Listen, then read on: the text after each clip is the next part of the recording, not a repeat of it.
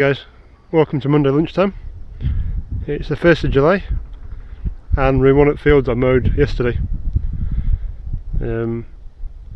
This is the one that had the estate's horses over winter on it. We never expect too much off it, but it gives a bit of feed for some of the horses, generally for the estate ones. Crop's quite thin down here. It's not great.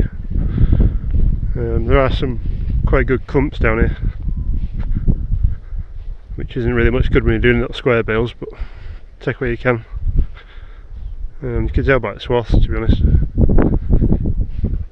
Generally especially with drum mow as well, if you can see a line down the side of the way your swath is, you can kind of judge how much there's in it.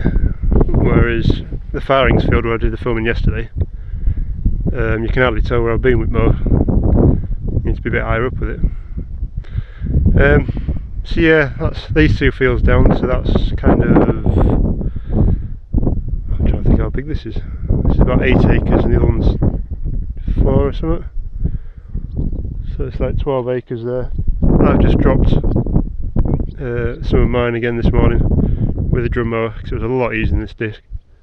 It's a lot thicker. I had quite a bit of problems with that far field. It just wasn't happy with it. Couldn't get grass through it quick enough, even though I was down to about 4.5k I think it was. So yeah, I've just dropped another field this morning. Weather forecast isn't great, but it wasn't supposed to be doing this. I don't know if you can see it, you probably won't, but it's now actually spitting and drizzling. There's no forecast for this coming. It's all kind of changed already. There's supposed to be a high coming across this. Well, it's a low first, and there's supposed to be a high coming. I think that low might have nipped in a bit quicker. Tomorrow's forecast is supposed to be grey, and then Wednesday's supposed to be sunshine again. It's supposed to be dry this whole week until weekend, or over the weekend. So hopefully we'll get the tedder out tomorrow on this, as long as it doesn't rain anymore. Get tedder on this, get it spun out, and we'll see how we go from there. Rain when it's like this on these swaths shouldn't make any difference really, so I'm just trying to block wind noise. It's when it really starts drying that the problem is, hence why I like having a plain mower and no conditioner in it. The conditioner kind of fluffs it left, right and centre, whereas drum mower you can pretty much tell which way you've been, because it all, if you can find a nice piece like that, it all pretty much lines up in the same direction as you travelled. So basically that acts like a thatch roof. It will shed the water down itself straight into the ground. Underneath it is still quite wet. There is quite a lot of moisture in there still. If you can see that, but it's quite green in there.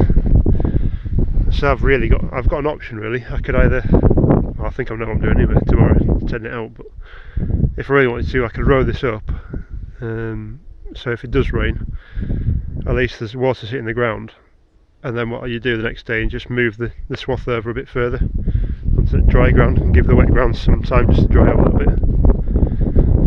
But I'm not going to do that at the moment. It'll sit like this quite happily for a few days without being touched. So it's just a bit of a gambling game again. It's a bit of a pain in the backside. If it was like last year I'd be laughing. I've had everything baled. Oh, talking about bailing as well. The little paddock and the other field that I'd mowed and had been tedding in, you saw a video of. Because the forecast today was supposed to be good, or at least dry, I set on mowing this yesterday instead of going bailing. And I thought, well, 2 acres or so to do should be easy enough. And then of course last night I got done and went home and it pissed it down last night. Must have been pretty much a thunderstorm shower. And then this is today. So update on that. And we put some gates in as well. We didn't have any gates here before. This is to try and stop me having to go through there, through the horses and then through the main estate. There's a car park up there I have to turn around in, and when people have got cars there it gets quite tight and tricky, and this is just a lot easier. So it means I can come straight through into our big winter field and then straight up there to where the gear is. There's no messing around to sort that horse out in its own little paddock. The other horse is out. I've only got 5 or 6 different owners.